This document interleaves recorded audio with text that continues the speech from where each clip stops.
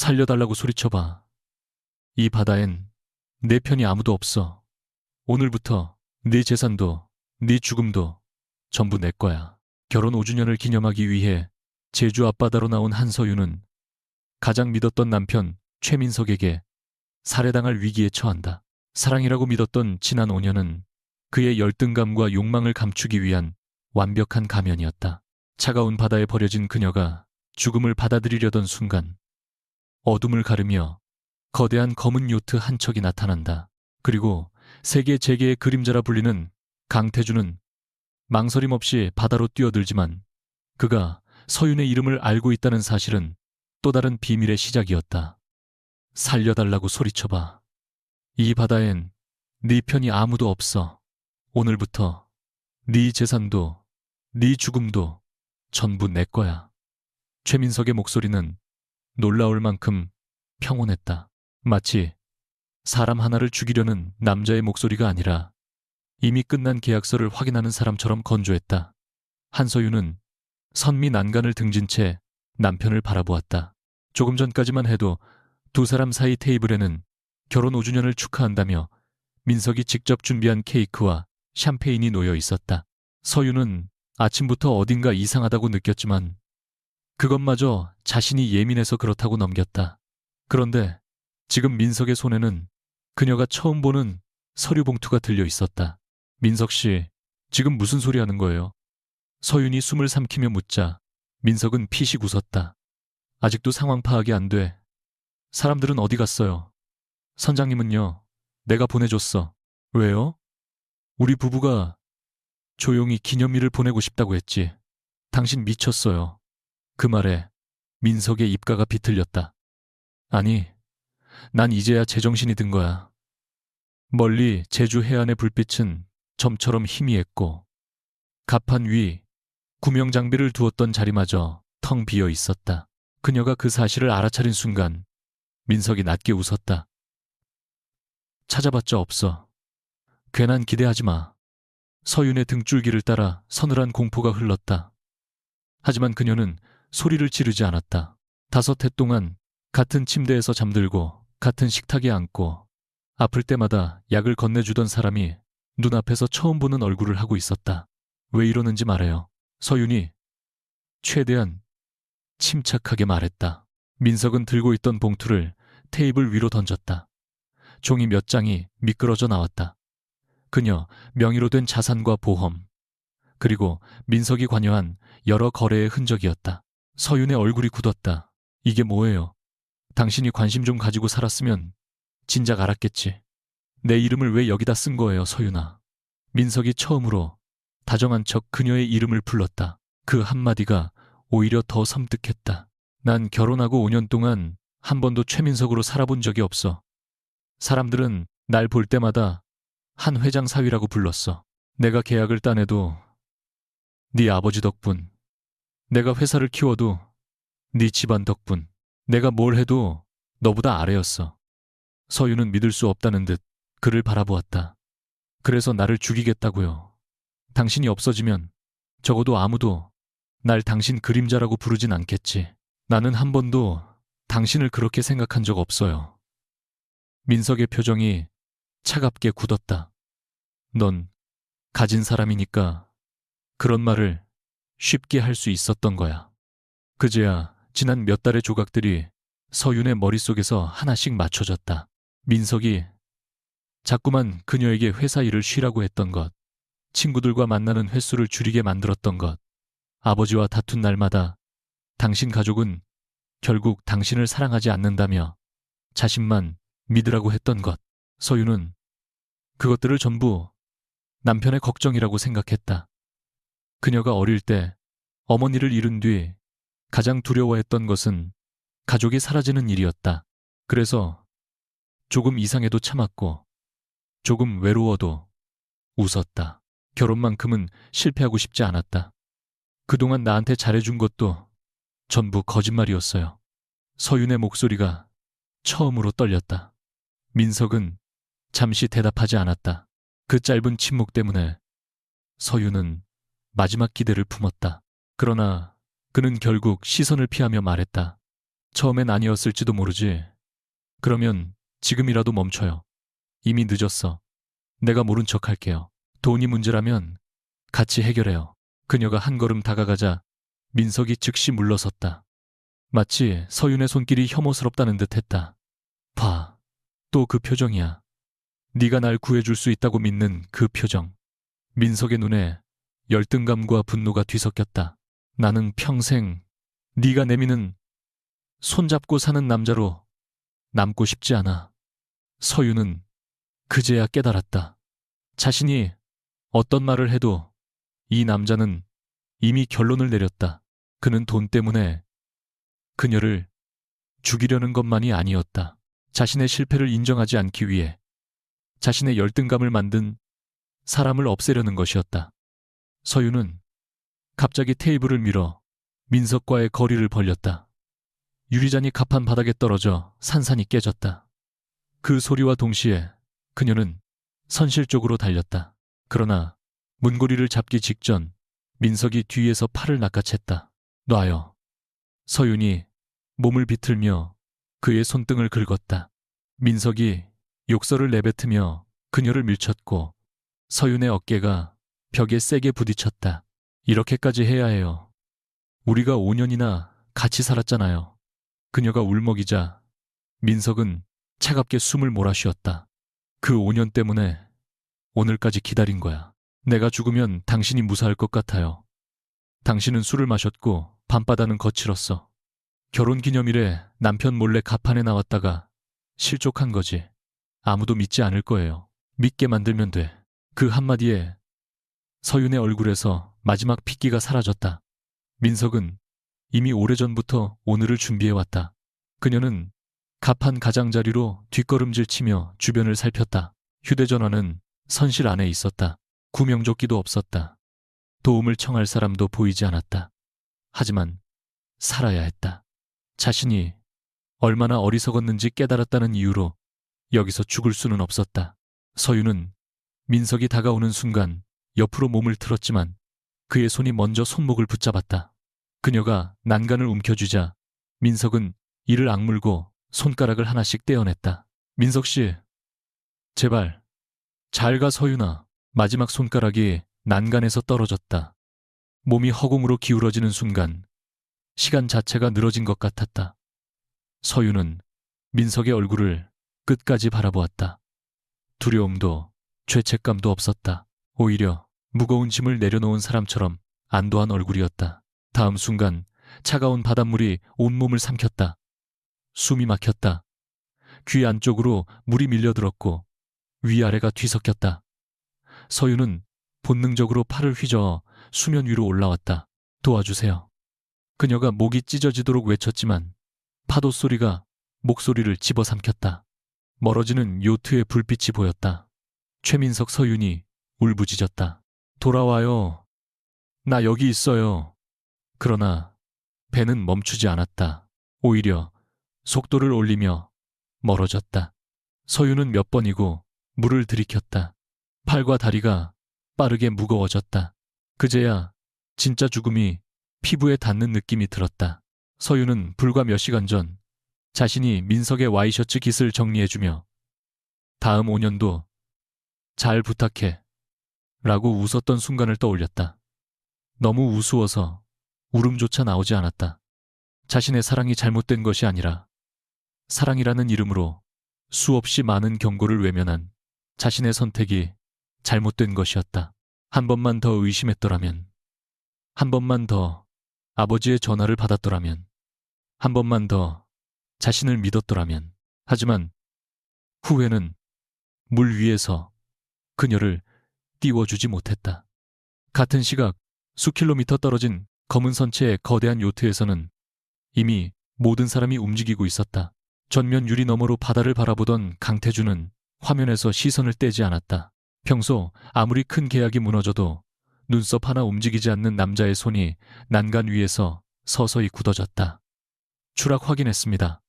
옆에 있던 보안 책임자가 낮게 보고했다. 구조팀 출동시키겠습니다. 태주는 대답하지 않았다. 화면 한쪽에는 민석의 요트가 방향을 돌려 빠져나가는 모습이 잡혀 있었다. 보안 책임자가 다시 불렀다. 회장님, 그제야 태준이 입을 열었다. 의료팀은 이미 대기 중입니다. 구조정 준비.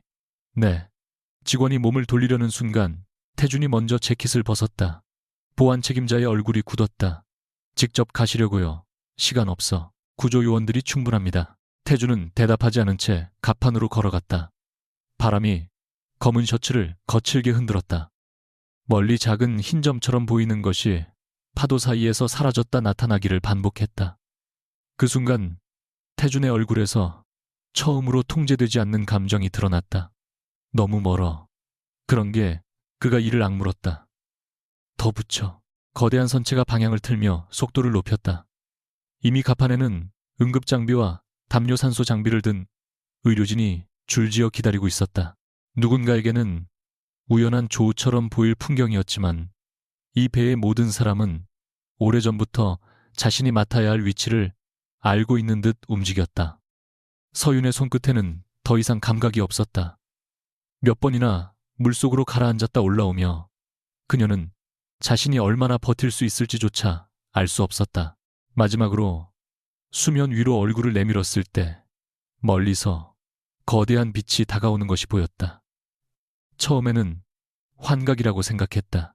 검은 바다 위로 호텔처럼 거대한 선체가 나타났고 그 위에 줄지어 켜진 불빛이 파도를 잘라냈다. 여기요. 서윤이 목소리를 냈지만 제대로 된 소리가 나오지 않았다. 바로 그때 누군가가 높은 갑판에서 망설임 없이 바다로 뛰어들었다. 물보라가 일었고 몇 초 뒤 강한 팔이 서윤의 허리를 붙잡았다. 서윤은 본능적으로 몸부림쳤다. 민석의 손이 아직 자신을 붙잡고 있는 것 같은 공포 때문이었다. 놔요. 그녀가 힘없이 중얼거리자 낮고 단호한 목소리가 귓가에 닿았다. 괜찮아. 나야. 처음 듣는 남자의 목소리인데 이상할 만큼 절박했다. 눈 감지 마. 서윤이 흐릿하게 눈을 떴다. 젖은 검은 머리카락 아래 차갑게 빛나는 남자의 눈이 보였다. 누구예요? 나중에. 남편이. 말하지 마. 숨부터 쉬어. 그는 그녀를 끌어안은 채 구조정을 향해 헤엄쳤다. 그리고 서윤이 다시 의식을 놓으려는 순간 남자의 목소리가 분명하게 들렸다. 서윤아. 한서윤. 눈 떠. 그녀의 눈동자가 아주 작게 흔들렸다. 자신은 아직 이 남자에게 이름을 말한 적이 없었다. 한편 도망치던 민석의 요트에서는 경고음이 울리고 있었다. 민석은 뒤쪽에서 빠르게 가까워지는 거대한 검은 선체와 앞쪽으로 접근하는 또 다른 배를 확인하고 욕설을 뱉었다. 뭐야 저건. 남아있던 승무원이 당황한 얼굴로 말했다. 앞쪽 선박이 진로를 막고 있습니다.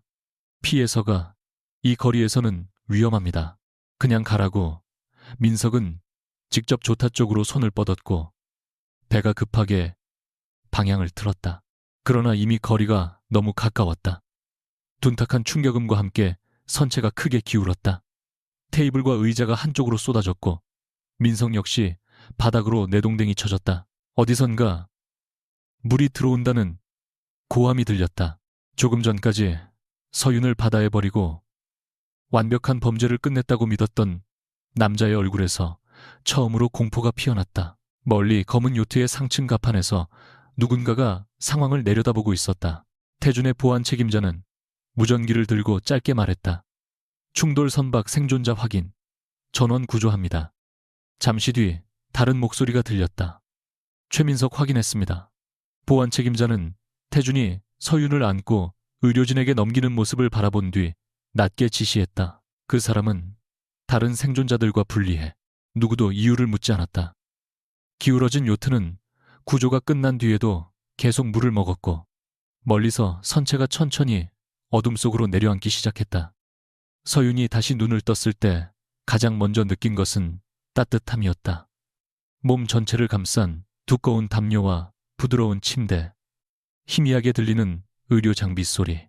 그녀는 숨을 크게 들이켰다가 기침을 터뜨렸다.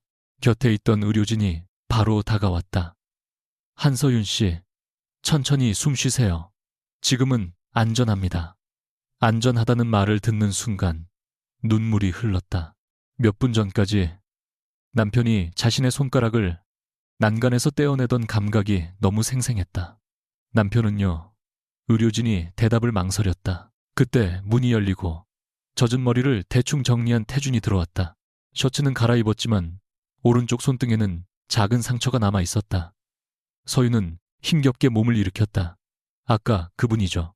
태준은 고개를 끄덕였다. 누구세요? 강태준입니다. 이름을 들은 의료진 몇 명의 표정이 미묘하게 굳었지만 서윤은 그것까지 눈치챌 정신이 없었다. 제 이름은 어떻게 알았어요? 태준의 눈빛이 아주 잠깐 흔들렸다. 지금은 쉬는 게 먼저입니다. 대답해 주세요. 당신은 죽을 뻔했습니다. 그래서 더 알고 싶어요. 서윤이 그를 똑바로 바라보자 태준은 잠시 침묵했다. 두 사람 사이에 이상할 정도로 긴 정적이 흘렀다. 남편은요. 서윤이 다시 물었다. 태준은 이번에도 죽었다고 말하지 않았다. 대신 아주 낮은 목소리로 말했다. 당분간은 최민석이 없는 사람이라고 생각하는 편이 좋을 겁니다. 그 말이 무슨 뜻인지 묻기도 전에 서윤은 침대 옆 의자에 놓인 옷을 발견했다. 여성용 셔츠와 바지였다.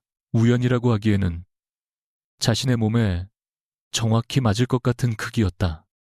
서윤은 의료진이 나간 뒤에도 쉽게 잠들지 못했다. 벽 너머로 파도 소리가 아주 희미하게 들렸다. 강태준이라는 이름은 재계에 관심이 없는 사람조차 한 번쯤 들어봤을 만큼 무거운 이름이었다. 여러 기업의 지분과 투자를 움직이면서도 공식 석상에는 거의 모습을 드러내지 않아 사진조차 드물다는 남자. 그런 사람이 왜 직접 바다로 뛰어들어 자신을 구했을까? 더 이상한 것은 그가 자신의 이름을 알고 있었다는 사실이었다. 서윤은 눈을 감았다가 다시 떴다. 침대 옆 벽에 작은 비상 안내도가 붙어 있었다. 이 배에는 아래층으로 이어지는 구역이 여러 개 있었지만 그중 한 곳만 별도의 표시 없이 비어 있었다. 조금 전 복도를 지나갈 때 그쪽 계단 앞에 검은 정장을 입은 남자 2명이 서 있던 모습도 떠올랐다. 그녀는 몸을 일으키려다가 어지럼증에 다시 침대 가장자리를 붙잡았다. 바로 그 시각 몇 층 아래 빛 하나 들어오지 않는 보안실에서 최민석이 천천히 눈을 떴다. 손목에는 아무것도 채워져 있지 않았지만 문은 밖에서 잠겨 있었다. 민석이 비틀거리며 문을 두드렸다. 누구야?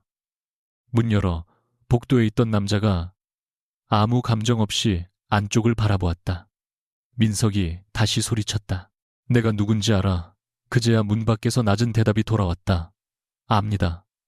그래서 여기 계신 겁니다. 그리고 경호원은 무전기를 들어 단 한마디를 남겼다. 회장님 최민석이 깨어났습니다. 한서윤은 3시간이 지나도록 잠들지 못했다. 의료진은 몸이 급격히 식었던 탓에 충분한 휴식이 필요하다고 몇 번이나 강조했지만 눈을 감는 순간마다 최민석이 자신의 손가락을 난간에서 하나씩 떼어내던 장면이 떠올랐다. 더 견디기 힘든 것은 그 다음이었다. 자신을 바다에서 건져 올린 강태준이 이름을 알고 있었다. 그것도 성까지 정확하게. 서윤은 침대 곁에 놓인 옷을 집어들었다. 단순한 여성용 셔츠가 아니었다. 소매 길이도 허리선도 이상할 만큼 그녀의 체형에 가까웠다. 의료진이 급하게 준비했다고 보기에는 지나치게 정확했다. 문을 열고 복도로 나오자 멀리서 경호원 2명이 곧바로 몸을 움직였다. 한소윤 씨, 아직 움직이시면 안 됩니다. 화장실 가는 것도 허락받아야 해요. 서윤이 날카롭게 묻자 한 명이 당황했다. 그런 뜻은 아닙니다. 그럼 비켜주세요. 그녀는 그들을 지나치다 아래층으로 내려가는 계단 앞에서 멈췄다. 그곳에는 다른 구역보다 훨씬 무거워 보이는 문이 있었다. 카드키 장치까지 달려 있었다. 저 아래에는 뭐가 있어요? 경호원이 짧게 대답했다. 보안구역입니다. 왜 보안구역에 사람이 2명씩 서 있죠? 아무도 답하지 않았다. 바로 그 순간 뒤에서 낮은 목소리가 들렸다. 지금 궁금해할 일은 아닙니다. 서윤이 돌아보자 강태준이 서 있었다. 깔끔한 검은 셔츠와 바지로 갈아입은 모습은 몇 시간 전 바다에서 자신을 붙잡고 있던 남자와 전혀 다른 사람처럼 보였다. 그러나 그의 눈에는 여전히 잠을 자지 않은 사람의 피로가 남아 있었다. 서윤은 그 눈을 보면서도 감사하다는 말을 꺼내지 않았다. 그럼 지금 제가 궁금해해야 할 일은 뭔데요? 살아있다는 것, 그거 하나면 충분하다고 생각해요. 태주는 대답하지 않았다. 두 사람은 넓은 라운지로 자리를 옮겼다. 바닥부터 천장까지 이어진 유리창 너머로 바다가 지나갔다. 멀리 제주 해안이 점점 작아지고 있었다. 서윤이 창밖을 바라보다 갑자기 말했다. 배가 서울로 가는 건 아니죠? 태준이 맞은편에 앉으며 답했다. 인천 쪽으로 이동할 겁니다. 누가 결정했어요? 제가. 왜요? 지금 제주에 머무르는 건 위험할 수 있으니까. 누구한테요? 서윤의 목소리가 차가워졌다. 최민석이 사라졌다고 끝난 게 아니에요. 당신 명의로 움직인 돈도 있고 그 과정에 다른 사람이 관여했을 가능성도 있습니다. 태주는 테이블 위 태블릿을 밀어놓았다. 화면에는 몇 개의 회사명과 거래 흐름이 간략하게 정리돼 있었다. 서윤은 내용을 보다가 눈썹을 찌푸렸다. 이걸 어떻게 알고 있어요? 공개된 자료와 제가 확인한 정보입니다. 제가 바다에 빠진 지 몇 시간밖에 안 됐어요. 확인하는데 오래 걸릴 정보는 아닙니다. 저는 몇 달 동안 몰랐는데요. 순간 태준의 눈이 잠깐 흔들렸다. 서윤은 그 작은 변화를 놓치지 않았다. 강태준 씨. 그녀가 이름을 또박또박 불렀다. 대체 언제부터 최민석을 보고 있었어요? 태준은 잠시 침묵한 뒤 말했다. 최근 그 사람과 관련된 거래 중 이상한 부분을 발견한 적이 있습니다. 최근이 언제인데요? 몇 주 전입니다. 몇 주 전부터 제 남편을 조사했으면서 저는 왜 몰랐어요. 당신에게 확정되지 않은 의심을 전달하는 게 도움이 된다고 생각하지 않았습니다. 서윤은 헛웃음을 흘렸다. 제 남편이 저를 죽이려고 할 수도 있다는 의심인데 저한테는 도움이 안 된다고 판단했다고요. 태준의 턱선이 굳었다. 그러나 그는 변명하지 않았다. 그 정도까지 예상했다고 말한 적 없습니다. 그럼 어디까지 예상했는데요? 이번에도 대답은 없었다. 서윤은 태블릿을 닫았다. 저 서울로 갈게요. 지금 상태로는 안 됩니다. 제 몸은 제가 판단해요. 태준의 눈빛이 즉시 차갑게 변했다. 어제 바닷속에서 의식을 잃었습니다. 그래서요. 최소한 오늘 하루는 쉬어야 합니다. 당신이 의사예요. 아닙니다. 그럼 결정하지 마세요. 짧은 침묵이 흘렀다. 경호원들과 직원들은 멀찍이 떨어져 있었지만 공기가 갑자기 무거워진 것을 느낀 듯 누구도 움직이지 않았다. 태주는 늘 사람들이 자신의 결정을 따르는 것에 익숙한 남자였다. 서윤은 그것을 그의 태도만 보고도 알 수 있었다. 그는 명령할 때 목소리를 높일 필요조차 없었다. 그러나 서윤은 더 이상 누군가가 자신 대신 옳은 것을 결정하게 둘 생각이 없었다. 지난 5년 동안 민석에게 그 권리를 너무 많이 넘겨줬다. 회사로 돌아갈 겁니다. 서윤이 말했다. 제 이름으로 무슨 일이 벌어졌는지 직접 확인해야 해요. 사람을 보내면 됩니다. 싫어요. 왜 굳이 직접 해야 하죠? 제 일이니까. 태준의 표정이 조금 굳었다. 위험할 수 있습니다. 살해당할 뻔한 뒤에 알게 된 게 하나 있어요. 서윤이 그를 똑바로 바라봤다. 다른 사람이 안전하다고 정해준 곳이 정말 안전한지는 제가 확인해야 한다는 거예요. 그 말에 태준은 아무 말도 하지 못했다. 몇 초 후 그는 시선을 내리며 말했다. 좋습니다. 서윤은 오히려 예상하지 못한 답에 눈을 깜빡였다. 대신 의료진이 이동 가능하다고 판단하는 즉시 출발하죠. 또 조건이에요. 타협입니다. 태준이 말했다. 저도 배우는 중이니까. 점심 무렵 서윤은 선내 의료진의 확인을 받은 뒤 헬기로 이동했다. 태준은 그녀와 함께 탔다. 서윤은 처음에는 거절하려 했지만 자신의 휴대전화와 신분증 지갑이 모두 민석의 요트와 함께 사라졌다는 현실을 마주하고 결국 그 도움만큼은 받아들였다.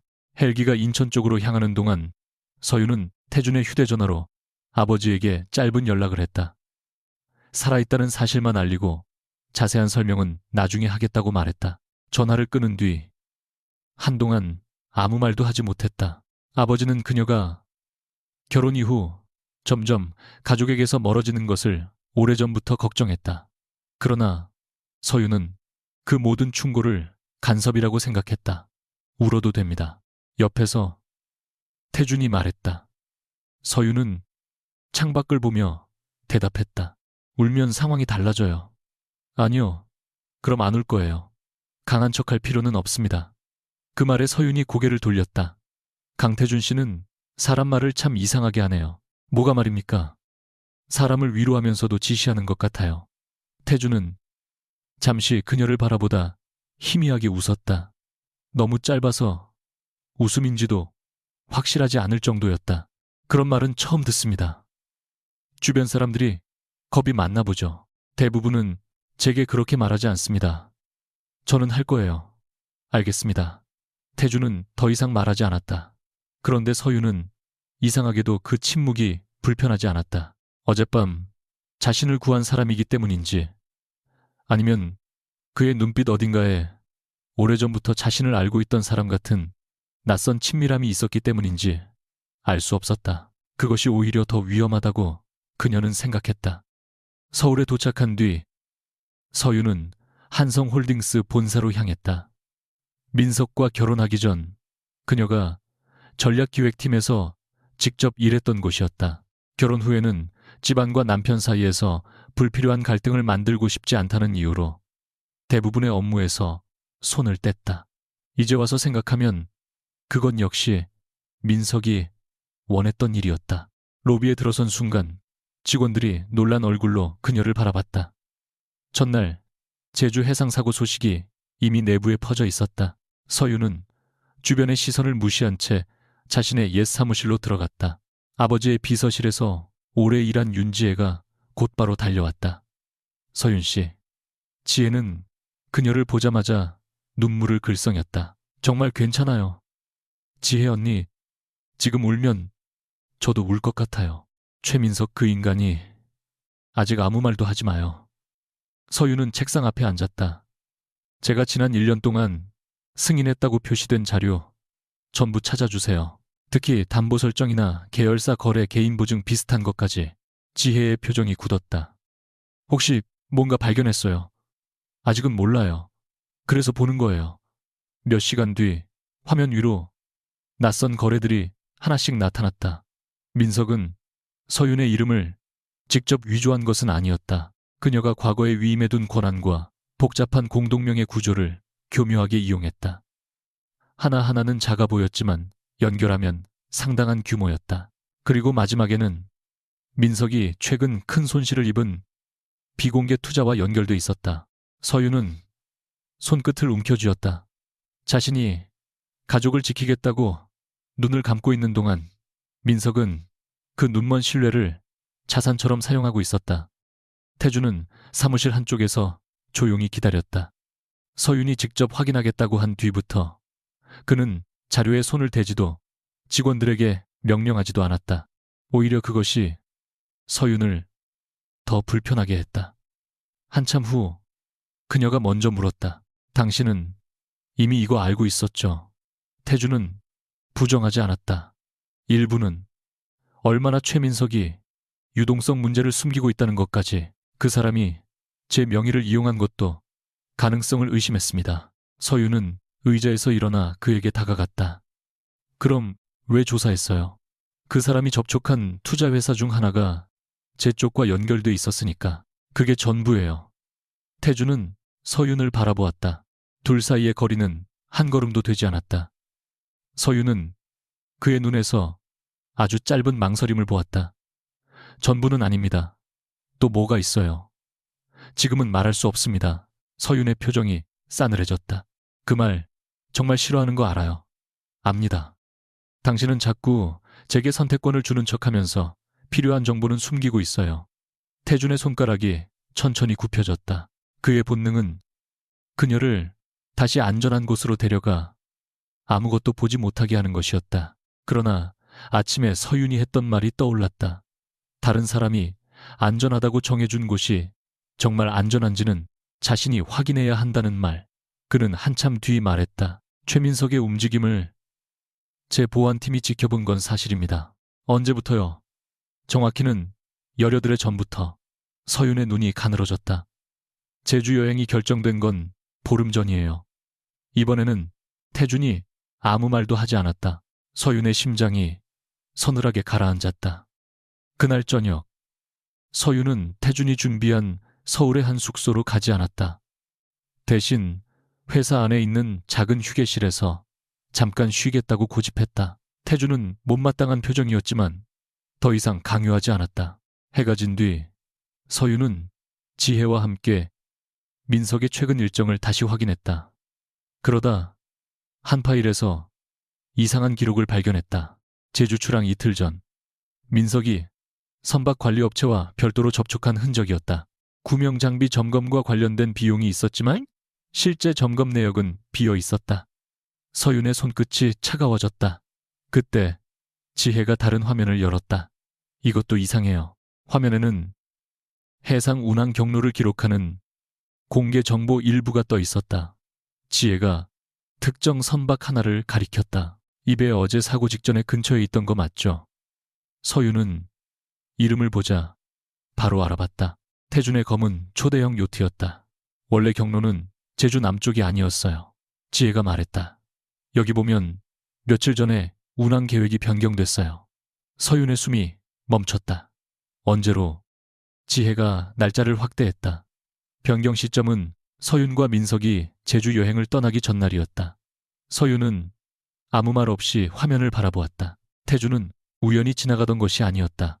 최소한 그녀가 바다에 빠지기 전부터 그 부근에 올 계획을 갖고 있었다.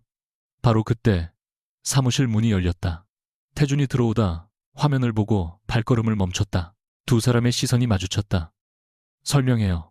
서윤이 말했다. 태준은 문을 닫았다. 지혜가 눈치를 보며 나가려 했지만 서윤이 손을 들어 막았다. 언니, 있어도 돼요. 태준은 화면을 한번 본 뒤 담담하게 말했다. 항로를 바꾼 건 사실입니다. 왜요? 최민석이 제주로 간다는 걸 알았으니까. 그 사람을 감시하기 위해서 그렇습니다. 그럼 제게 왜 연락하지 않았어요? 확실한 증거가 없었습니다. 내가 죽을 수도 있다는 증거가 부족해서 그냥 따라다닌 거예요. 서윤의 목소리가 점점 높아졌다. 당신은 대체 뭘 기다린 거예요? 태준의 눈동자가 굳었다. 어러뭉, 바로 그때 그의 휴대전화가 울렸다. 그는 화면을 보고 전화를 받지 않으려 했지만 조용한 방 안에서 연결된 이어폰을 통해 아주 희미하게 상대방의 다급한 목소리가 새어나왔다. 회장님, 아래쪽 사람 문제 때문에 태준이 즉시 통화를 끊었다. 그러나 서윤은 이미 들었다. 아래쪽 사람, 그녀가 물었다. 태준의 표정이 굳었다. 누구 말하는 거예요? 신경 쓰지 않아도 됩니다. 또 그 말이에요. 서윤은 한 걸음 다가갔다. 배에서도 아래층을 아무도 못 가게 했죠. 경호원들이 계속 지키고 있었고요. 태준은 시선을 피하지 않았다. 그러나 대답하지도 않았다. 그 침묵이 서윤의 의심을 더 키웠다. 그녀는 천천히 말했다. 강태준 씨, 그 배에서 저 말고도 누군가를 구했어요. 태준의 얼굴이 처음으로 완전히 굳어졌다. 그날 밤 태준은 다시 요트로 돌아왔다. 지하 보안구역의 문이 열리자 의자에 앉아있던 최민석이 고개를 들었다. 얼굴에는 피로와 공포가 뒤섞여 있었지만 살아있었다. 민석은 태준을 보자 곧바로 일어섰다. 당신이 강태준이야. 태준은 문 앞에서 움직이지 않았다. 서윤이는 어디 있어? 민석의 질문에 그의 눈이 차갑게 가라앉았다. 네가 부를 이름이 아닙니다. 민석은 헛웃음을 터뜨렸다. 이제야 알겠네. 왜 그런 배가 하필 거기 있었는지. 태준의 표정은 변하지 않았다. 뭘 안다는 거지? 당신 우리를 따라왔잖아. 민석은 한 걸음 가까이 왔다가 경호원에게 제지당했다. 언제부터였어? 며칠 몇 주. 태준은 대답하지 않았다. 민석의 웃음이 점점 비뚤어졌다. 설마 서윤이한테는 우연히 구해줬다고 말했나? 그 순간 태준의 눈빛이 처음으로 날카롭게 변했다. 입 조심해. 민석은 오히려 확신을 얻은 얼굴이었다. 당신도 나랑 다를 거 없어. 착각하지 마. 아니, 맞아. 난 걔 돈이 필요했고 당신은 걔가 필요하지. 태준의 손이 천천히 주먹으로 굳었다. 그러나 그는 민석을 치지 않았다. 한동안 차갑게 바라보다 경호원에게 말했다. 문 잠가. 돌아서는 그의 뒤에서 민석의 목소리가 따라왔다. 서윤이가 알게 되면 당신부터 용서 안 할걸. 왜냐하면 당신은 알고도 기다렸으니까. 태준의 발걸음이 아주 잠깐 멈췄다. 그 짧은 정적만으로도 민석은 자신이 정답을 맞췄다는 것을 알아차렸다. 같은 시간 서울의 사무실에 홀로 남은 서윤은 태준이 보내준 휴대전화로 한 통의 메시지를 바라보고 있었다. 발신자는 저장되지 않은 번호였다. 내용은 단 한 줄이었다. 강태준을 믿지 마세요. 그는 당신 남편이 무슨 일을 할지 알고 있었습니다. 서윤은 몇 번이나 문장을 읽었다. 누구의 메시지인지 알 수 없었다. 민석의 공범일 수도 있었고 태준의 적일 수도 있었다. 믿을 이유는 하나도 없었다. 그런데도 손이 떨렸다. 항로 변경 날짜 열여덟 해 전부터 시작된 감시 준비도 있던 의료진, 자신의 체형에 맞는 옷 이름을 알고 있던 태준, 그리고 그가 계속 피했던 질문들이 하나의 선처럼 이어졌다. 서윤은 천천히 창가로 걸어갔다. 서울의 불빛이 발밑에 펼쳐져 있었다. 예전 같았으면 누군가에게 전화를 걸어 어떻게 해야 하느냐고 물었을 것이다. 이번에는 그러지 않았다. 그녀는 메시지를 삭제하지 않고 별도로 저장한 뒤 민석의 자료와 요트 항로 기록을 복사했다. 그리고 혼잣말처럼 아주 낮게 말했다. 이번에는 내가 직접 확인할 거야. 그 순간 태준이 제공한 연락용 휴대전화에 또 다른 알림이 떴다. 요트 내부 직원용 시스템에서 잘못 전송된 듯한 짧은 메시지였다. 회장님 지시대로 최민석 생존 사실은 계속 비공개 유지. 서윤의 얼굴에서 모든 감정이 사라졌다. 몇 초 뒤 그녀는 천천히 휴대전화를 움켜쥐었다. 자신을 죽인 남편은 살아있었다. 그리고 강태준은 그 사실까지 자신에게 숨기고 있었다. 휴대전화 화면에 떠있는 문장을 한서윤은 3번이나 다시 읽었다. 회장님 지시대로 최민석 생존 사실은 계속 비공개 유지. 짧은 문장이었지만 머릿속에서 무언가가 무너지는 데는 충분했다. 처음에는 잘못 전송된 메시지라고 생각했다. 같은 이름을 가진 다른 최민석일 수도 있다고 스스로에게 말해보려 했다. 그러나 그런 변명은 채 몇 초도 버티지 못했다. 요트의 아래층을 지키고 있던 경호원들, 강태준이 남편의 생사를 묻는 질문에 끝내 죽었다고 말하지 않았던 것, 그리고 조금 전 전화 속에서 들린 아래쪽 사람이라는 표현, 모든 것이 너무 선명하게 맞아떨어졌다. 서윤은 즉시 태준에게 전화를 걸었다. 1번, 2번, 3번. 받지 않았다. 4번째 연결음이 울리려는 순간 통화가 끊겼다. 곧 메시지가 도착했다. 지금 이동 중입니다. 1시간 안에 가겠습니다. 서윤은 그 문장을 보고 차갑게 웃었다. 1시간 그녀는 혼잣말처럼 중얼거렸다. 자신을 죽이려 한 남자가 살아있고 그 사실을 숨긴 사람이 언제 와줄지 기다리는 것은 더 이상 선택지가 아니었다. 서윤은 지혜에게 남은 자료를 부탁한 뒤 회사 지하 주차장으로 내려갔다. 그리고 태준이 앞서 알려준 선박관리회사와 요트 정박 위치를 토대로 직접 인천 쪽으로 향했다. 손은 여전히 떨렸지만 운전대를 잡은 손끝에는 이상할 만큼 힘이 들어갔다. 두려움이 사라진 것은 아니었다. 다만 이번에는 두려움보다 확인해야 한다는 욕구가 더 컸다. 누군가의 설명을 기다리다가 또다시 모든 것을 빼앗길 수는 없었다. 인천 마리나에 도착했을 때 검은 선체의 초대형 요트는 일반 선박들과 확연히 떨어진 전용 부두에 정박해 있었다. 서윤이 출입구로 다가가자 보안 요원이 즉시 앞을 막았다. 예약된 방문이 아니시면 들어가실 수 없습니다. 서윤은 휴대전화 화면을 내밀었다. 강태준 회장님께 제가 왔다고 말해주세요. 직원의 표정이 미묘하게 변했다. 성함이 어떻게 되십니까? 한서윤. 그 순간 직원 둘이 서로를 바라봤다. 아주 짧았지만 충분했다. 그들은 이미 그녀의 이름을 알고 있었다. 잠시만 기다려 주십시오. 직원 한 명이 무전기를 들었다. 서윤은 낮은 목소리로 덧붙였다. 최민석도 여기 있죠. 무전기를 들고 있던 손이 순간 멈췄다. 서윤은 그 반응만으로 답을 얻었다. 비켜주세요. 들어가실 수 없습니다. 그러면 경찰을 부르죠. 서윤이 바로 휴대전화를 들자 직원이 당황해 손을 내밀었다. 잠깐만요. 바로 그때 뒤쪽에서 차문이 닫히는 소리가 들렸다. 서윤이 돌아보자 태준이 빠른 걸음으로 다가오고 있었다. 평소와 달리 넥타이도 매지 않은 채였다. 그가 가까이 오자 서윤은 먼저 말했다. 살아있죠. 태준이 멈췄다. 서윤 씨, 최민석 살아있냐고요? 주변 직원들이 모두 숨을 죽였다. 태준은 한동안 대답하지 못했다. 그 침묵이 대답이었다. 서윤의 목소리가 더 낮아졌다. 문 열어요. 태준은 아무 설명도 하지 않은 채 보안구역까지 그녀를 데려갔다.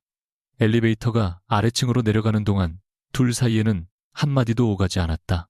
숫자가 하나씩 낮아질 때마다 서윤의 심장은 오히려 차갑게 가라앉았다. 문이 열리자 2명의 경호원이 고개를 숙였다. 태준은 짧게 명령했다. 열어. 두꺼운 문이 옆으로 밀렸다. 안쪽 의자에 앉아있던 남자가 천천히 고개를 들었다. 얼굴에는 멍과 피로가 남아있었지만 분명 최민석이었다. 살아있었다. 서윤은 문턱에서 그대로 굳었다.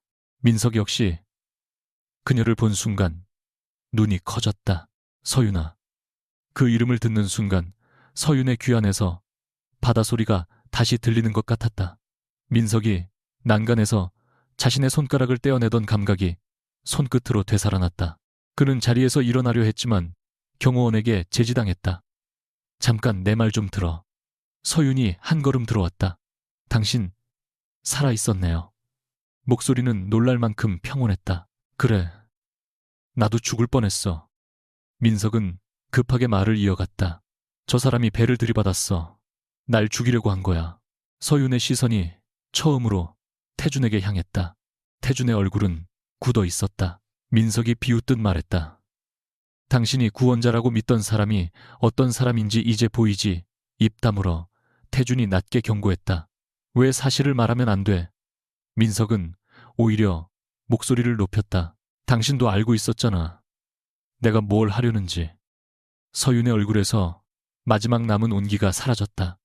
그녀가 천천히 태준을 바라봤다. 무슨 말이에요? 태준은 민석을 보지 않고 서윤만 바라봤다. 여기서 할 얘기가 아닙니다. 그럼 어디서 해야 하는데요? 서윤의 목소리가 떨리기 시작했다. 제가 바다에 빠진 데서요. 아니면 당신이 절건져 올린 침대 옆에서요. 태준이 한 걸음 다가오자 서윤은 즉시 뒤로 물러났다. 그 작은 움직임에 태준의 표정이 굳었다. 가까이 오지 마요. 민석은 두 사람을 번갈아 보다가 웃음을 터뜨렸다. 진짜 몰랐구나. 최민석. 태준의 경고가 더 낮아졌다. 계속해봐. 서윤이 말했다. 이번에는 민석을 향해서였다. 뭘 알고 있었는지 말해. 민석은 눈에 도끼가 번진 채 대답했다. 이 사람은 우리 제주 내려오기 전부터 따라붙었어. 내 사람 몇 명도 감시했고 선박 일정까지 다 알아냈지. 그런데 당신한테 말 안 했잖아. 당신은 그걸 어떻게 알아? 내가 준비하면서 이상한 낌새를 느꼈으니까. 처음엔 경찰 쪽인 줄 알았어. 그런데 아니더라고. 민석은 태준을 가리켰다. 강태준 쪽이었어. 서윤의 입술이 서서히 굳었다. 그래서 당신은 제가 죽을 걸 알면서도 계획을 계속한 거예요. 민석이 잠시 눈을 피했다. 그러나 곧 얼굴을 일그러뜨렸다.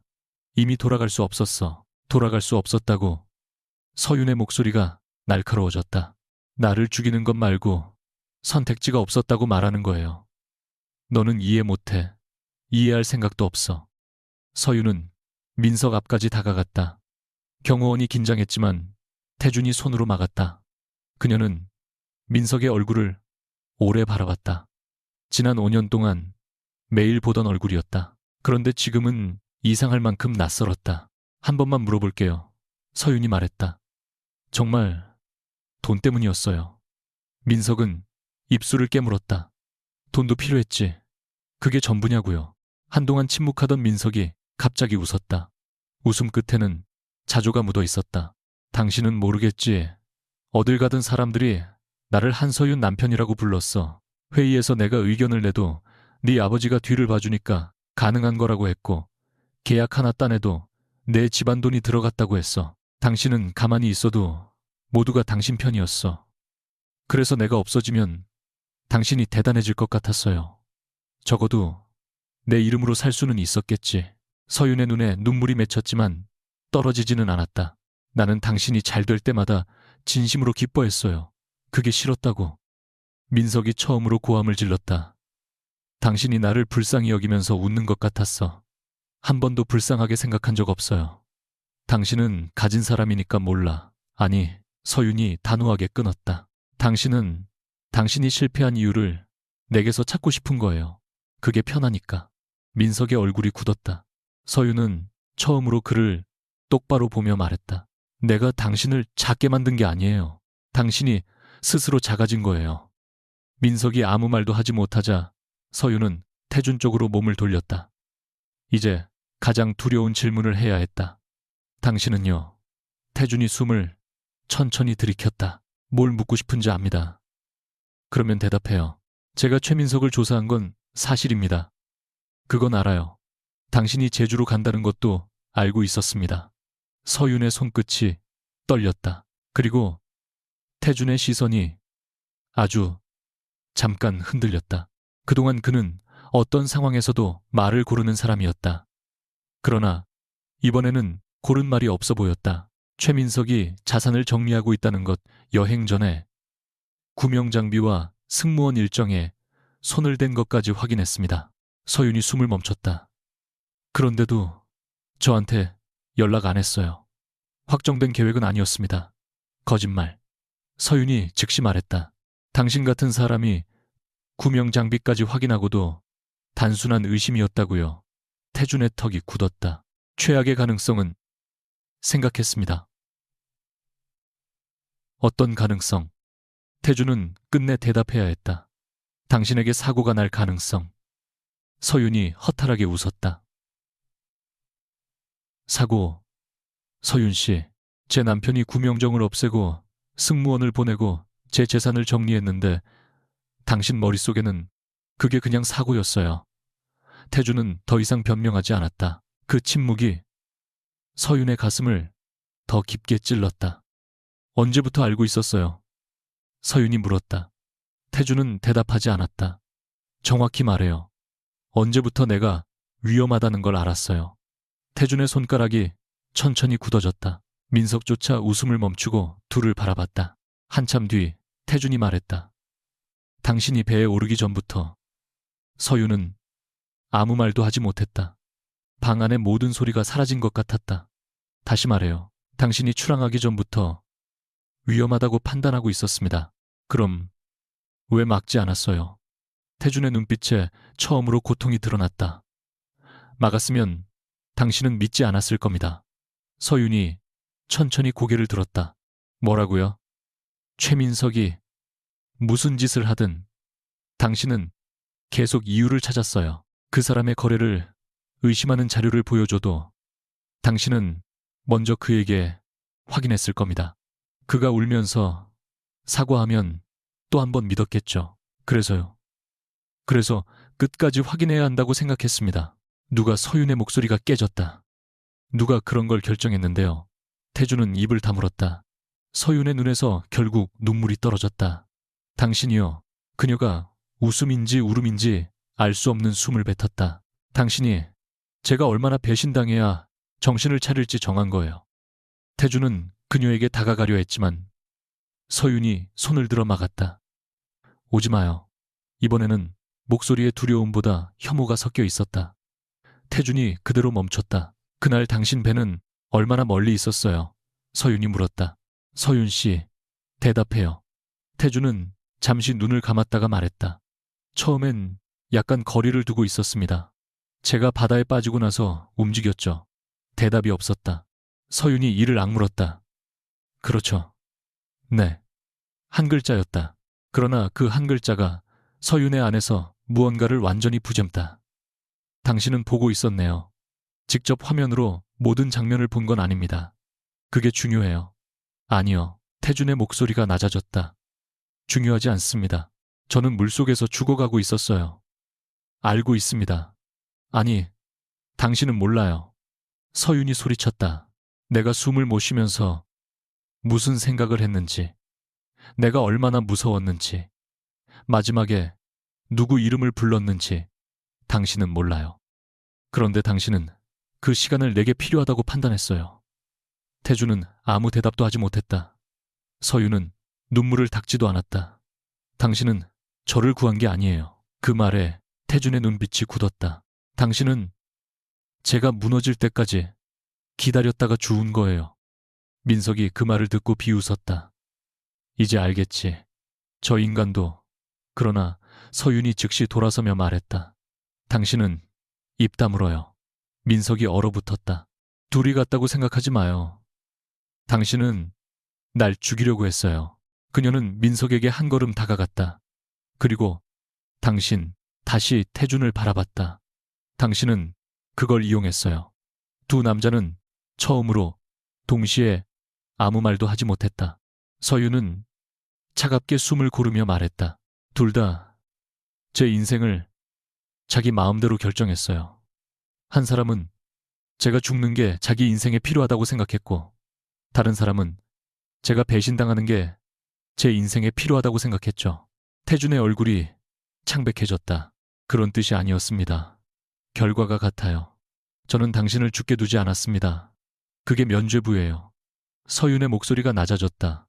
당신이 절 살렸으니까 제가 모든 걸 이해해야 해요. 태준은 한동안 그녀를 바라보다 아주 작게 말했다. 아닙니다. 닷개물을. 그 한마디에는 처음으로 자신의 잘못을 인정하는 무게가 실려 있었다. 하지만 서윤에게는 이미 너무 늦었다. 서윤은 문 쪽으로 걸어가다가 멈췄다. 최민석, 여기 계속 둘 생각이에요. 태준은 대답하지 않았다. 대체 왜 살려놨어요? 이번 질문에는 민석도 긴장했다. 태준의 시선이 차갑게 민석에게 향했다. 당신이 죽었다고 생각하게 만드는 편이 서윤 씨에게 안전하다고 봤습니다.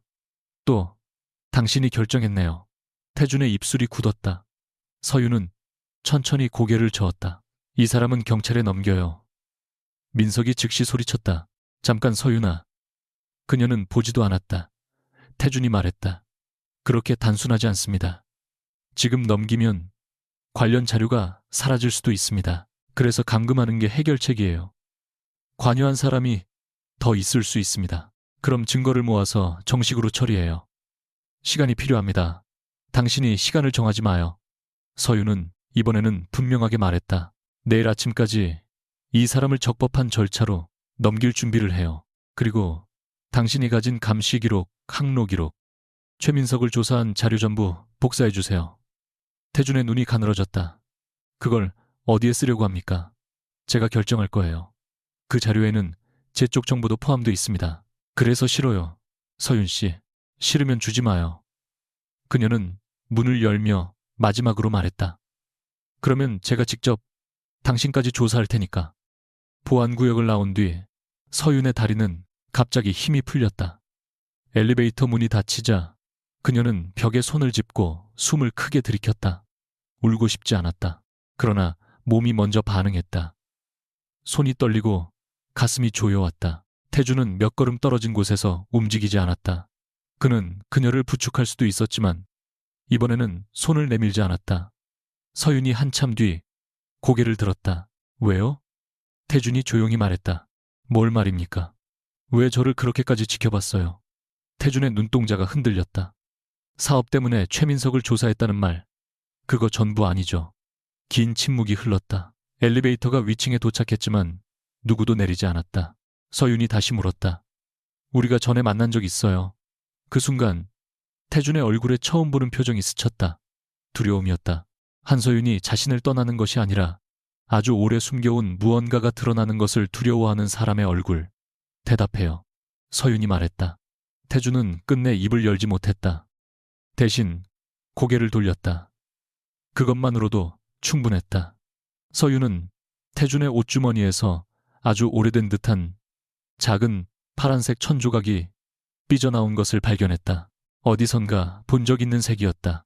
너무 오래된 기억 속에서 제주 바닷가와 어린 시절의 한 장면이 흐릿하게 흔들렸다. 하지만 잡으려 하면 사라졌다. 서윤이 요트에서 내려간 뒤 태준은 한동안 움직이지 않았다. 보안 책임자가 다가와 조심스럽게 물었다. 최민석은 어떻게 할까요? 태준은 부두 끝에서 멀어지는 서윤의 뒷모습을 바라봤다. 지금까지 그는 수많은 사람의 선택을 예측했고 자신의 계획대로 움직이게 만들었다. 그러나 서윤만큼은 처음부터 달랐다. 그는 그녀가 민석에게 완전히 배신당한 뒤 자신을 의지할 것이라고 믿었다.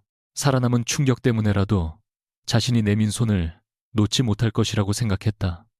그런데 서윤은 오히려 그 손을 가장 먼저 의심했다. 태준은 그제야 자신이 가장 두려워했던 사실과 마주했다. 그녀를 잃을까봐 만든 모든 계획이 결국 그녀를 자신에게서 가장 멀리 보내고 있었다. 회장님, 태준이 낮게 말했다. 자료 전부 정리해. 보안 책임자의 얼굴이 굳었다. 최민석 관련 자료만 말씀하십니까? 태준은 잠시 눈을 감았다. 아니, 그리고 천천히 덧붙였다. 내가 서윤 씨를 추적한 기록까지 전부.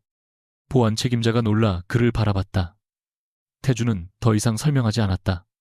몇 년 동안 누구에게도 보여주지 않은 기록이 있었다. 최민석을 조사하기 훨씬 전부터 시작된 기록.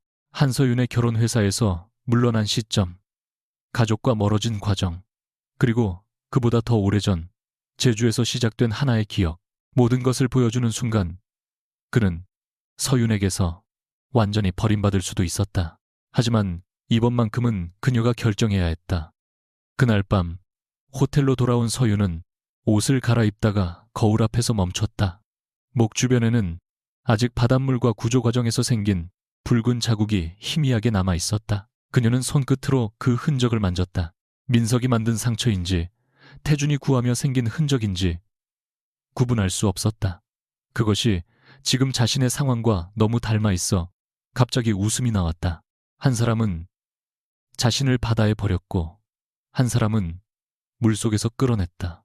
그런데 두 사람 모두 자신에게 무엇이 필요한지 묻지 않았다. 서윤은 침대 위에 놓인 서류 봉투를 바라봤다. 조금 전 태준의 사람이 전달하고 간 것이었다. 봉투 안에는 감시 기록과 거래 자료, 항로 변경 기록 일부가 담겨 있었다. 마지막 페이지에는 날짜 하나가 적혀 있었다.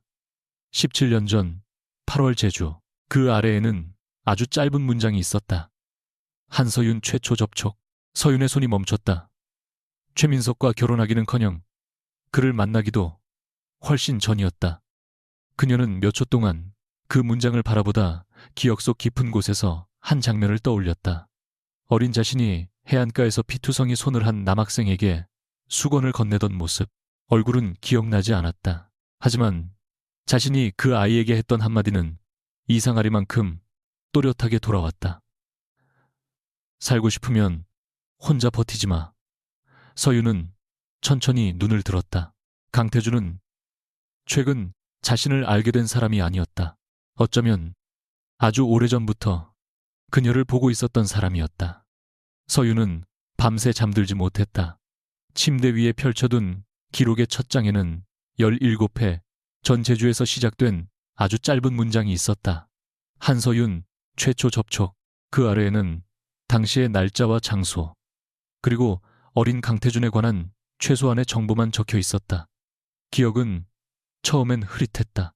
여름방학 때 아버지를 따라 제주 별장에 내려갔던 일, 혼자 해안 산책로를 걷다가 바위 사이에 주저앉아 있던 남학생을 발견했던 일, 그리고 그 아이의 손에서 피가 나고 있었던 장면. 그는 누군가에게 쫓긴 사람처럼 숨을 거칠게 몰아쉬었고 서윤이 다가가자 오지마 라고 날카롭게 말했다. 당시의 서윤은 겁을 먹으면서도 돌아서지 않았다. 수건을 건네고 어른을 부르려 하자 남학생은 필사적으로 그녀의 손목을 붙잡았다. 아무한테도 말하지 마. 어린 서유는 한동안 그 얼굴을 바라보다 말했다. 그럼 혼자 죽을 거야. 남학생은 아무 대답도 하지 못했다. 그때 서윤이 했던 말이 이제야 완벽하게 돌아왔다. 살고 싶으면 혼자 버티지 마. 그 아이가 강태준이었다. 서윤은 기록을 덮었다. 그리고 동시에 더 끔찍한 사실을 깨달았다. 태준은 자신을 몇 주 전부터 지켜본 사람이 아니었다. 어쩌면 그보다 훨씬 오래전부터 자신의 삶을 알고 있었다. 문제는 그 기억이 사랑의 시작인지 집착의 시작인지였다. 아침 8시가 조금 넘었을 때 서윤은 태준에게 전화를 걸었다. 그는 첫 신호가 끝나기도 전에 받았다. 어디에요? 서윤이 묻자 태준은 잠시 침묵한 뒤 말했다. 본사입니다. 1시간 안에 제주 기록 전부 가지고 제 사무실로 와요. 서윤 씨. 그리고 최민석 넘길 준비도 하세요. 태준의 목소리가 낮아졌다. 그건 조금 더 확인해야 할 게 있습니다. 아니요. 서윤은 단호하게 끊었다. 이번엔 당신이 확인할 차례가 아니에요. 통화 너머로 정적이 흘렀다. 경찰과 변호사에게 제가 직접 연락할 겁니다. 최민석의 금융기록 승무원 일정 변경, 구명장비 관련 자료, 당신 쪽에서 확보한 감시 기록까지 전부요. 태준은 한참 뒤 물었다. 제 기록도 포함해서 말입니까? 당연하죠. 그날 충돌 데이터까지. 서윤은 눈을 감았다가 떴다. 바로 그 질문을 기다리고 있었다. 네, 그것까지. 이번에는 태준이 완전히 침묵했다. 서윤은 흔들리지 않았다. 당신이 최민석을 잡으려고 무슨 일을 했는지 저도 모르는 척하지 않을 거예요. 그 자료가 밖으로 나가면 제게도 문제가 생길 수 있습니다. 알아요. 그래도 원합니까? 제가 원하는 건 누군가를 파멸시키는 게 아니에요. 서윤이 천천히 말했다. 누가 무슨 선택을 했는지 숨기지 않는 거예요. 최민석도 당신도 저도. 태준은 약속한 시간보다 조금 일찍 도착했다.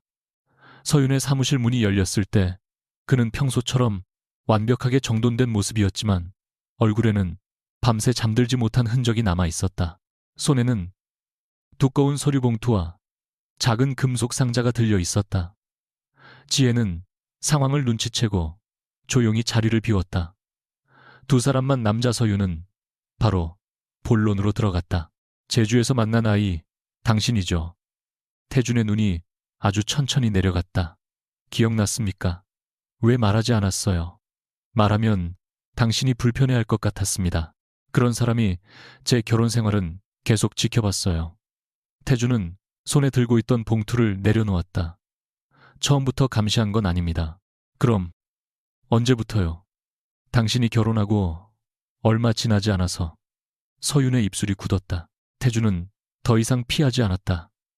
우연히 당신이 결혼했다는 기사를 봤습니다. 그 뒤로 몇 년 동안은 아무것도 하지 않았습니다. 그냥 잘 지내는지만 가끔 확인했습니다. 그게 가끔이에요. 서윤은 기록 뭉치를 들어보였다. 태준의 목소리가 낮아졌다. 최민석 주변에서 이상한 돈의 흐름이 보이기 시작한 뒤부터 더 자세히 봤습니다. 왜요? 당신이 다칠 것 같아서. 아니, 서윤이 고개를 저었다. 알아나, 그게과 첸문니, 미등, 그 말 말고 진짜 이유요. 태준은 오랫동안 대답하지 못했다. 결국 아주 천천히 입을 열었다. 당신을 잃는 게 싫었습니다. 서윤의 눈빛이 차가워졌다. 우린 가진 적도 없는데요. 그 말에 태준의 얼굴이 굳었다. 알고 있습니다. 아니요. 어제까지는 몰랐던 것 같아요. 태준은 금속 상자를 열었다. 안에는 오래된 파란색 천조각과 낡은 작은 호루라기가 들어있었다. 서윤은 그것을 보는 순간 기억이 더 선명하게 돌아왔다. 해안가에서 다친 소년에게 자신의 수건을 찢어 손에 묶어주고 길을 잃으면 불나고 주머니에 있던 호루라기를 건넸던 일. 태준은 호루라기를 손에 들지 않고 상자째 그녀 앞으로 밀었다. 그날 당신이 아니었다면 저는 가족에게 돌아가지 않았을 겁니다. 그의 목소리는 평소보다 훨씬 낮았다. 그 시기 저는 집에서 벌어지는 싸움을 견디지 못했습니다. 어른들은 서로를 밀어내기 위해 저를 이용했고 누구도 제가 무서운지 묻지 않았습니다. 그런데 당신은 제 이름도 집안도 모르면서 그냥 살라고 했습니다. 서윤은 조용히 듣고 있었다. 그래서 그 뒤로 계속 저를 찾았어요. 처음에는 감사했습니다. 태준이 솔직하게 말했다. 그 다음엔 궁금했고, 나중에는 당신이 행복한지만 확인하면 된다고 생각했습니다. 그리고 어느 순간부터는 제가 누구와 사는지, 뭘 선택하는지까지 당신 일이 됐고요. 태준은 부정하지 않았다. 네, 짧은 대답이었다. 최민석이 당신을 망가뜨리고 있다는 걸 봤습니다. 가족과 멀어지고 일을 놓고 점점 그 사람 말만 믿는 것도. 그래서 내가 직접 깨닫게 만들고 싶었어요. 서윤의 질문에 태준의 손이 미세하게 굳었다. 그 사람이 끝까지 가면 당신도 끝까지 보게 될 거라고 생각했습니다. 서윤은 허탈하게 웃었다. 그게 사랑이에요. 태준은 고개를 들지 못했다. 저는 최민석을 사랑했어요. 서윤이 말했다. 잘못된 사랑이었고 제가 너무 많은 경고를 외면한 것도 맞아요. 당신이 보기엔 답답했겠죠. 그래도 그건 제 실수였어요. 제가 직접 깨닫고 책임져야 하는 실수. 태준은 천천히 그녀를 바라봤다. 서윤의 눈에는 눈물이 있었지만 목소리는 흔들리지 않았다. 당신은 제가 고통을 겪으면 정신을 차릴 거라고 생각했어요. 그래서 어디까지 무너져야 하는지도 당신이 정했죠. 죽게 둘 생각은 없었습니다. 태준이 힘겹게 말했다. 그 말이 제일 무서워요. 서윤이 즉시 대답했다. 죽지만 않으면 괜찮다고 생각했다는 거잖아요. 태준의 얼굴이 창백해졌다. 그런 뜻이 아니었습니다. 그런 뜻이 아니었다고 해서 제가 물속에서 느낀 공포가 사라져요. 아닙니다. 당신은 나를 구했어요. 그건 사실이에요. 내가 살아있는 것도 당신 덕분이에요. 하지만 그 사실 때문에 다른 잘못까지 없어지는 건 아니에요. 태준의 입술이 천천히 굳었다. 서윤은 한 발 앞으로 나아갔다. 제가 17살 때 당신을 도와줬다고 해서 당신 인생이 제 것이 된 적 없어요. 마찬가지로 당신이 날 구했다고 해서 내 인생이 당신 것이 되는 것도 아니에요. 긴 침묵 끝에 태준이 물었다. 그럼 제가 뭘 해야 합니까? 서윤은 망설이지 않았다. 처음으로 제 선택을 따라요. 그날 오후 태준은 보안 책임자와 법무팀을 요트로 불렀다. 최민석 관련 자료뿐 아니라 사고 당시 항해 기록과 두 선박의 움직임 구조 시점, 충돌 경위까지 모두 보존하도록 지시했다. 보안 책임자는 여러 번 확인했다. 회장님, 이 기록 전체를 넘기면 우리 쪽 대응도 조사 대상이 될 수 있습니다. 태준은 아무 표정 없이 서류를 넘겼다. 알고 있어. 일부 정보만 먼저 제출하고 나머지는 요청이 들어오면 대응하는 방법도 있습니다. 안 돼. 태준의 대답은 짧았다. 전부 정리해. 바로 옆에서 서윤이 그 모습을 보고 있었다. 그녀는 승리감을 느끼지 않았다. 오히려 이상하게 가슴이 아팠다. 태준이 이런 방식으로 누군가의 요구를 받아들이는 것이 얼마나 낯선 일인지 알 수 있었기 때문이다. 잠시 뒤 보안구역 문이 열리고 민석이 나왔다. 외부 인계 절차를 앞두고 있었지만 그는 서윤을 보자마자 얼굴을 일그러뜨렸다. 너 정말 나 넘길 거야. 서윤은 조용히 말했다. 당연하죠. 저 사람이 한 일은 괜찮고 괜찮다고 한 적 없어요.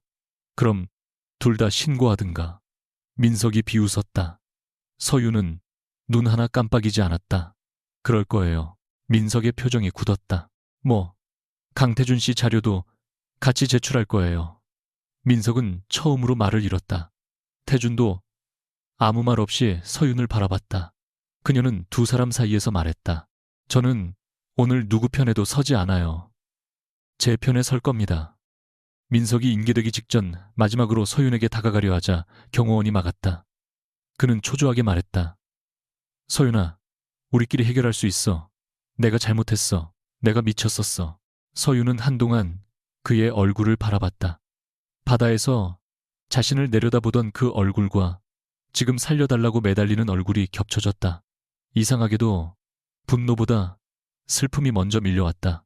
다섯해가 완전히 거짓이었다고 생각하면 자신이 너무 비참해질 것 같았다.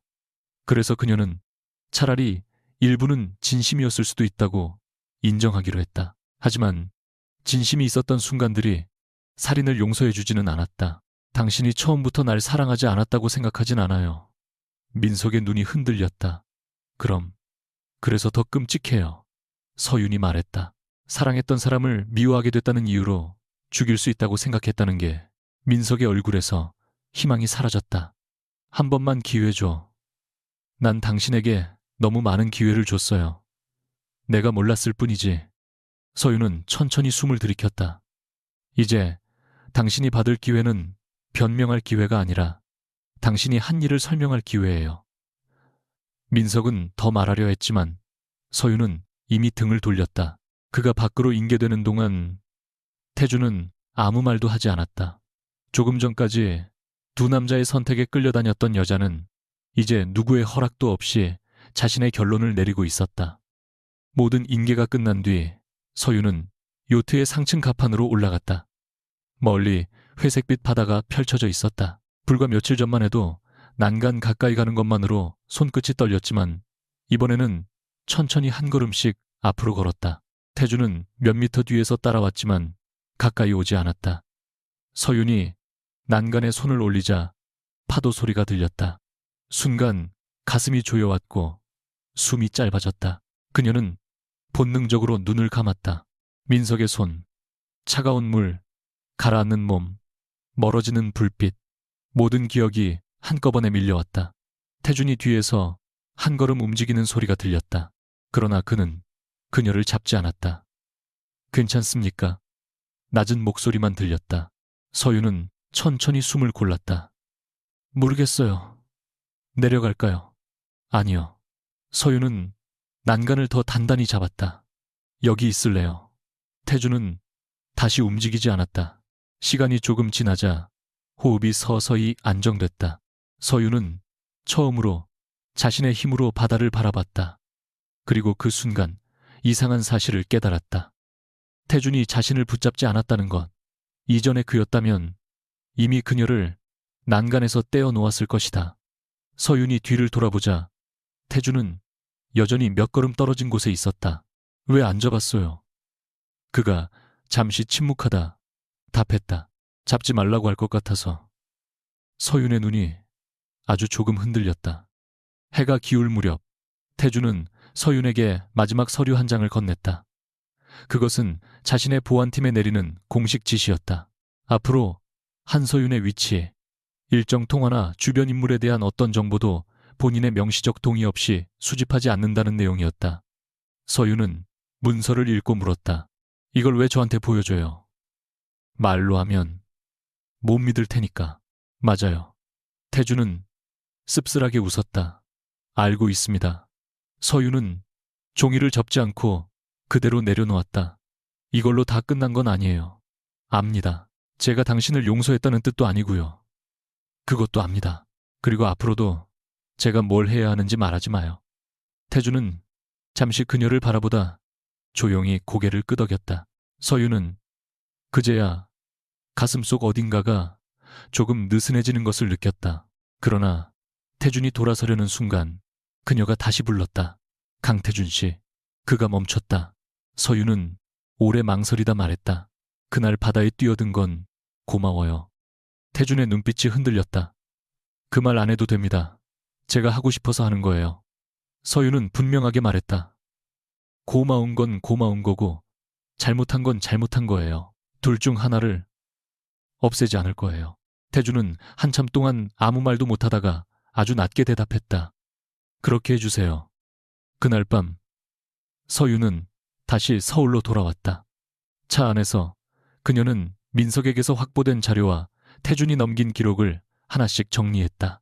이제 사건은 더 이상 누군가의 개인적인 복수가 아니었다.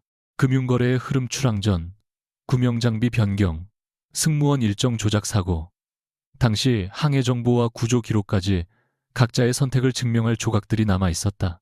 지혜가 옆에서 조심스럽게 물었다. 앞으로 어떻게 할 거예요? 서윤은 창밖으로 지나가는 한강의 불빛을 바라봤다. 예전 같았으면 아버지에게 회사를 부탁하거나 민석의 흔적이 남은 모든 것을 피해 어디론가 떠났을지도 몰랐다. 이번에는 달랐다. 회사로 돌아올 거예요. 지혜가 놀라 그녀를 바라봤다. 정말 내가 놓은 것부터 다시 찾아야죠. 서유는 휴대전화에 저장된 한 장의 사진을 바라봤다. 17회.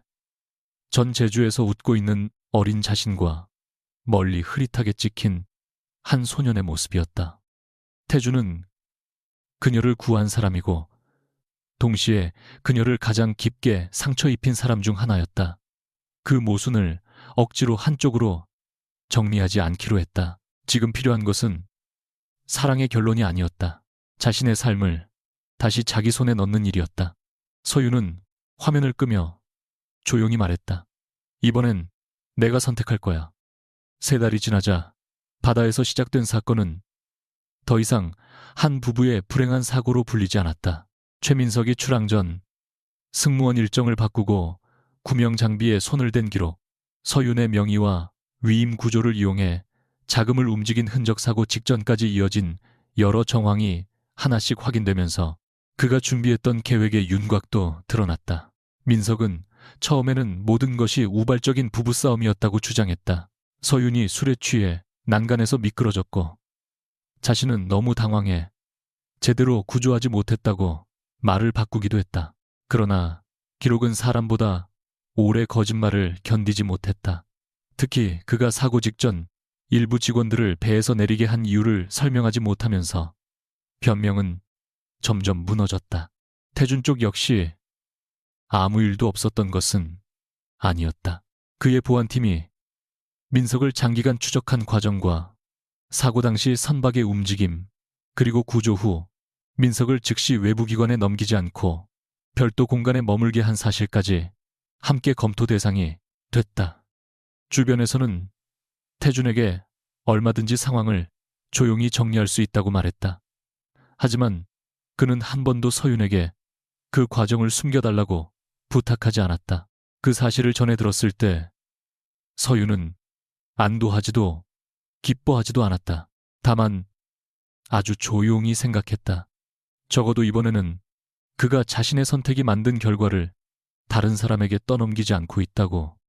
서윤은 그 3달 동안 한성홀딩스로 완전히 돌아왔다.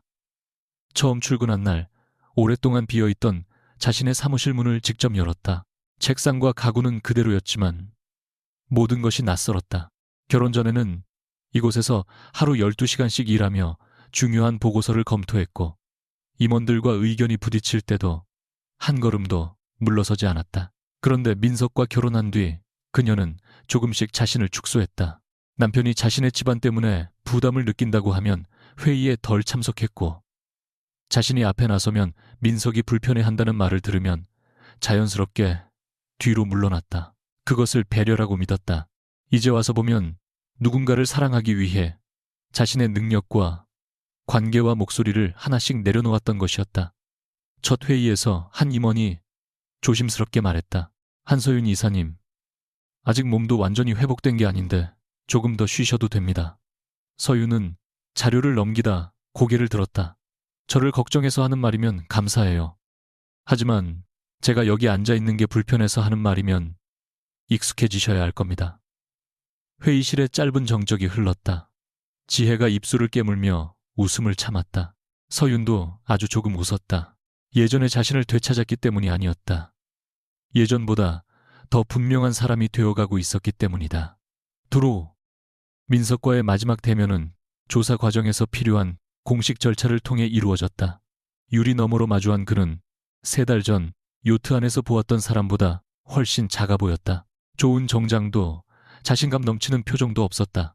하지만 서윤은 그 모습을 보고 통쾌함을 느끼지 못했다. 자신이 한때 진심으로 사랑했던 사람이었기 때문이다. 민석은 한동안 고개를 숙이고 있다가 먼저 말했다.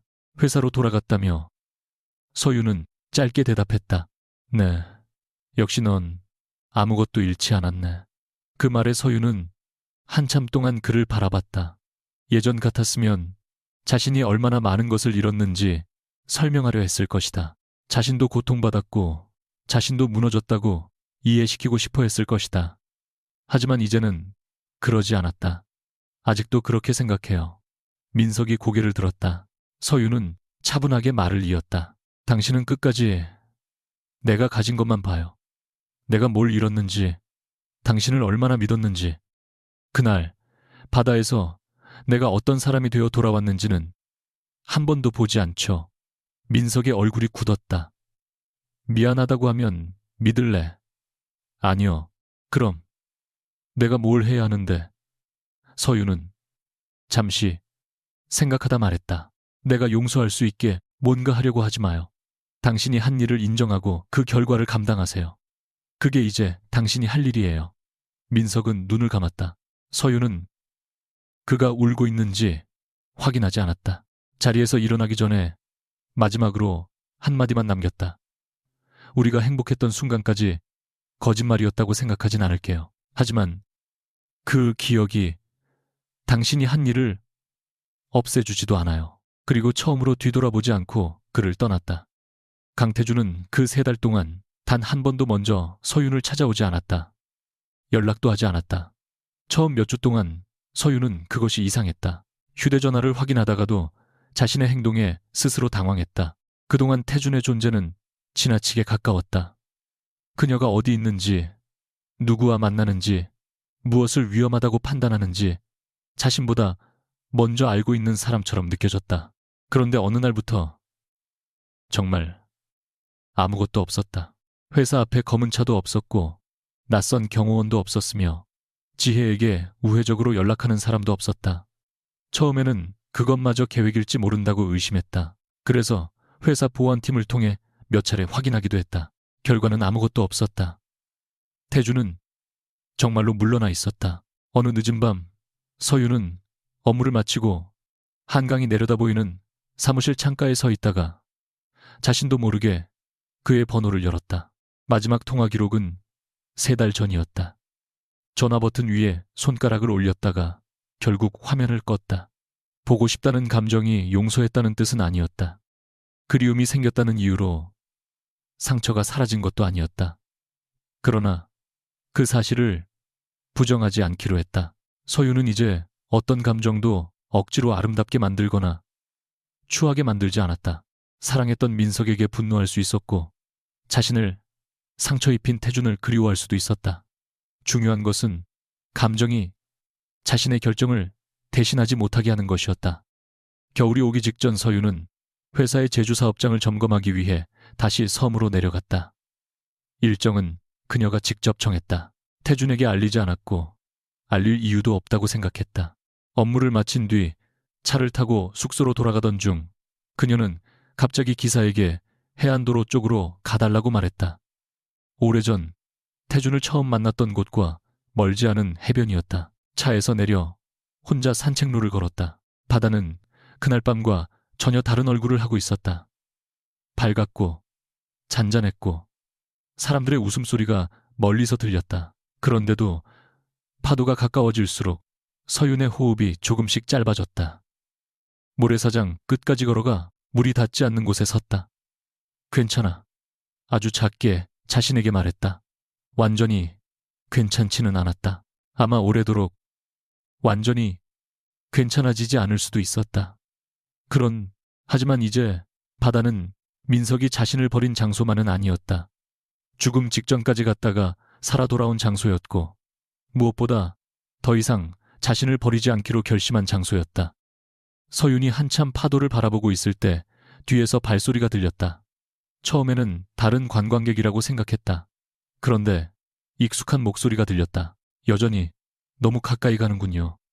서윤의 몸이 굳었다. 천천히 돌아보자 강태준이 몇 미터 떨어진 곳에 서 있었다. 태준은 다가오지 않았다. 그 점이 가장 먼저 눈에 들어왔다.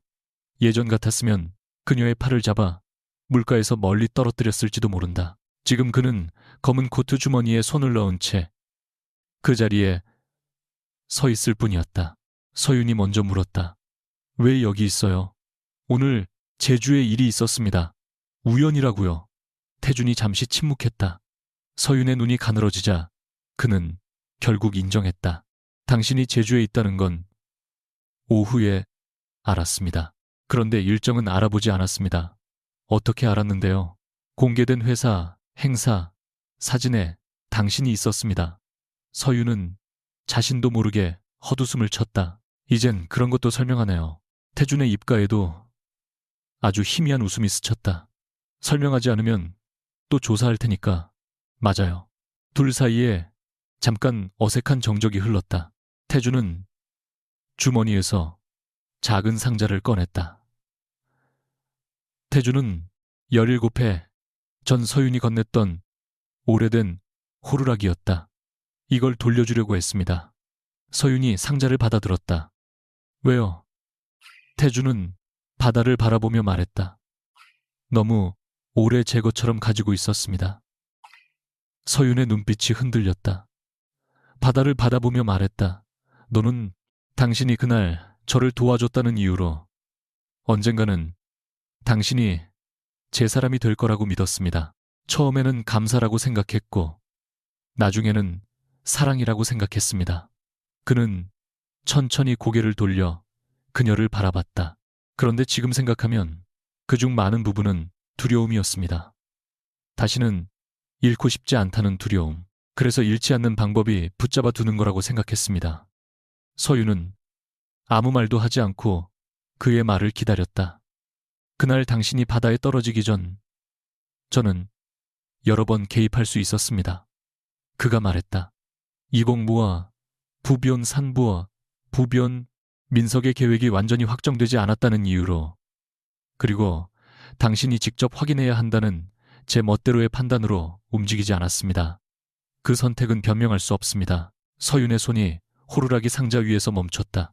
태준은 낮게 말을 이었다. 당신이 나를 용서하지 않아도 됩니다. 기다리겠다는 말도 하지 않겠습니다. 그 말조차 당신에게 부담이 될 수 있다는 걸 이제 압니다. 서윤이 그를 바라봤다. 그럼 왜 왔어요? 사과하고 싶었습니다. 용서받으려고 아니요? 태준은 잠시 숨을 골랐다. 당신이 듣든 듣지 않든 제가 해야 할 말이라서. 그리고 처음으로 아무 조건도 붙이지 않고 말했다. 미안합니다. 미안합니다. 서윤은 그 짧은 말이 이상하게 오래 마음에 남는 것을 느꼈다. 과거의 태준이라면 자신이 그녀를 살렸다는 사실을 설명했을 것이고 왜 그런 선택을 했는지 이유를 늘어놓았을 것이다. 지금은 그러지 않았다. 그는 자신의 사랑이 깊었다는 말로 잘못을 덮지 않았다. 서윤은 잠시 바다를 바라보다 말했다. 나 아직 당신 완전히 못 믿어요. 태준이 고개를 끄덕였다. 알고 있습니다. 가끔은 당신 생각하면 무서워요. 그것도 이해합니다. 그런데 보고 싶었던 적도 있어요. 그 순간 태준의 눈빛이 처음으로 흔들렸다. 서윤은 그 반응을 보고 아주 조금 웃었다. 그런 표정도 지을 줄 아네요. 태준은 대답하지 못했다. 그녀는 호루라기를 상자에서 꺼내 손바닥 위에 올렸다. 오래된 금속 표면에 작은 흠집이 남아 있었다. 17살 때 내가 당신한테 이걸 준 건 당신이 내 사람이 되라고 준 게 아니에요. 압니다. 살아있으라고 준 거였어요. 네. 그리고 그날 당신이 날 바다에서 구한 것도 내가 당신 것이 되라는 계약은 아니고요. 태준이 천천히 고개를 끄덕였다. 서윤은 그를 똑바로 바라봤다. 우리 다시 만나려면 구조자와 구조받은 사람으로는 안 돼요. 태준의 숨이 조금 젖었다. 그럼 어떻게 해야 합니까? 서윤이 즉시 눈썹을 올렸다. 태준은 자신의 실수를 알아차리고 씁쓸하게 웃었다. 아니, 그 질문도 잘못했군요. 서윤도 이번에는 웃었다. 조금 늘었네요.